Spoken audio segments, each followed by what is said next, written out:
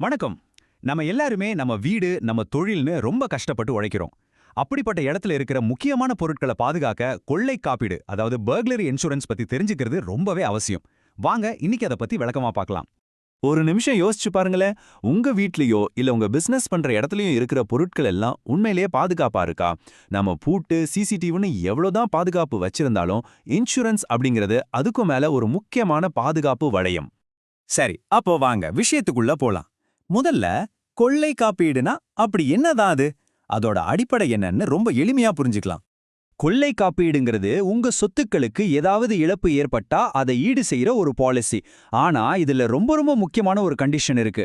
அந்த இழப்பை யாராவது வலுக்கட்டாயமா உள்ள நுழைஞ்சு, அதாவது கதவை உடைச்சு, பூட்டை உடைச்சு, இந்த மாதிரி ஒரு வன்முறை சம்பவத்தால ஏற்பட்டிருக்கணும். இதுக்கான ஆதாரம் இருந்தா மட்டும்தான் நம்ம கிளைம் பண்ண முடியும். இப்ப பாருங்க, கொள்ளை அதாவது பர்க்லரிக்கும் திருட்டு அதாவது தெஃப்ட்டுக்கும் ஒரு பெரிய வித்தியாசம் இருக்கு. கொள்ளைங்கிறது அத்துமீறி பலவந்தமா ஒரு இடத்துக்குள்ள நுழைஞ்சு பொருட்களை எடுக்கிறது. ஆனா திருட்டு அப்படி இல்ல. உதாரணத்துக்கு உங்க வீட்டுக்கு வர ஒரு விருந்தினார் உங்களுக்கு தெரியாம ஒரு பொருளை எடுத்துட்டு போனா அது திருட்டு. இந்த கொள்ளை காப்பீடு கொள்ளைக்கு மட்டும்தான் கவர் ஆகும், சாதாரண திருட்டுக்கு கவர் ஆகாது. இந்த வித்தியாசத்தை நீங்க நல்லா புரிஞ்சுக்கணும். சரி, அடுத்ததா ஒரு பாலிசில பொதுவா என்னென்ன விஷயங்கள் கவர் ஆகும், அதே மாதிரி ரொம்ப முக்கியமா எது எதுக்கெல்லாம் கிளைம் பண்ண முடியாது, அதாவது என்னென்ன உள்ளடக்கப்படாதுங்கிறத தெளிவா பார்க்கலாம். நீங்க ஒரு பிசினஸ் நடத்துறீங்கன்னா அதுல இருக்கிற ஸ்டாக், மெஷினரி போன்றவற்றுக்கு இது பொருந்தும். அதே மாதிரி வீடுகள்ல இருக்கிற நகை, எலக்ட்ரானிக் பொருட்கள்னு மதிப்புமிக்க பொருட்களுக்கும் இதுல கவர் இருக்கு. அது மட்டும் இல்லாம கொள்ளை நடக்கும்போது கதவு, ஜன்னல் இல்ல பாதுகாப்பு பெட்டகம்னு ஏதாவது சேதம் அடைஞ்சா அந்த சேதத்துக்கும் கிளைம் வாங்கிக்கலாம். அதே நேரத்துல சில விஷயங்களுக்கு இந்த பாலிசி பொருந்தாது. அதையும் நாம தெரிஞ்சு வச்சுக்கணும். உதாரணத்துக்கு, நம்மகிட்ட வேலை செய்யற ஊழியர்கள் அல்லது நம்ம குடும்ப உறுப்பினர்களே திருடிட்டா அதுக்கு கிளைம் பண்ண முடியாது. அதே போல கலவரம், வெள்ளம் மாதிரி இயற்கை சீற்றங்களால ஏற்படுற இழப்புகளுக்கும் இது கவர் ஆகாது. நீங்க ரொம்ப நாள் ஊருக்கு போறீங்கன்னா அதை பத்தி இன்சூரன்ஸ் கம்பெனிக்கு சொல்லாம விட்டாலும் பிரச்சனை வரலாம். மறுபடியும் சொல்றேன், நல்லா ஞாபகம் வச்சுக்கோங்க.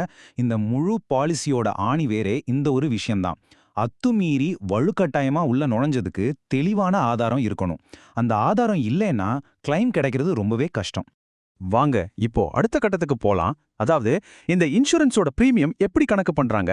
ஒருவேளை துரதிர்ஷ்டவசமா கொள்ளை நடந்துட்டா கிளைம் பண்றதுக்கான செயல்முறை என்னன்னு பார்க்கலாம். உங்க பிரீமியம் தொகை சில விஷயங்களை பொறுத்து மாறும். உங்க வீட்லயோ கடையிலயோ சிசிடிவி, அலாரம்னு பாதுகாப்பு ஏற்பாடுகள் நல்லா பண்ணிருந்தீங்கன்னா உங்களுக்கு ரிஸ்க் குறைவு. அப்போ பிரீமியமும் குறையும். அதே போல நீங்க இன்சூர் பண்ற பொருட்களோட மொத்த மதிப்பு, உங்க சொத்து இருக்கிற இடம், இது எல்லாத்தையும் வச்சுதான் பிரீமியத்தை முடிவு பண்ணுவாங்க. சரி, ஒருவேளை அப்படி ஒரு சம்பவம் நடந்துட்டா என்ன செய்யணும்? முதல்ல பதட்டப்படாதீங்க. உடனே உங்க இன்சூரன்ஸ் கம்பெனிக்கு ஃபோன் பண்ணி சொல்லுங்க. அடுத்ததா கொஞ்சம் கூட தாமதிக்காம போலீஸ்ல ஒரு எஃப்ஐஆர், அதாவது முதல் தகவல் அறிக்கை பதிவு செய்யணும். இது ரொம்ப ரொம்ப முக்கியம். அதுக்கப்புறம் இன்சூரன்ஸ் கம்பெனிலேருந்து வர சர்வேயருக்கு முழு ஒத்துழைப்பு கொடுத்து அவங்க கேட்குற டாக்குமெண்ட்ஸ் எல்லாத்தையும் கொடுத்தா கிளைம் ப்ராசஸ் சுலபமா முடியும். நாம இப்போ இந்த விளக்கத்தோட இறுதி பகுதிக்கு வந்துட்டோம். இதுவரைக்கும் நம்ம பார்த்த விஷயங்கள்ல இருந்து முக்கியமான குறிப்புகளை ஒரு தடவை தொகுத்து பார்க்கலாம். சுருக்கமா சொல்லணும்னா, இந்த கொள்ளை காப்பீடுங்கிறது ஒரு நிதி பாதுகாப்பு வலை மாதிரி தான்.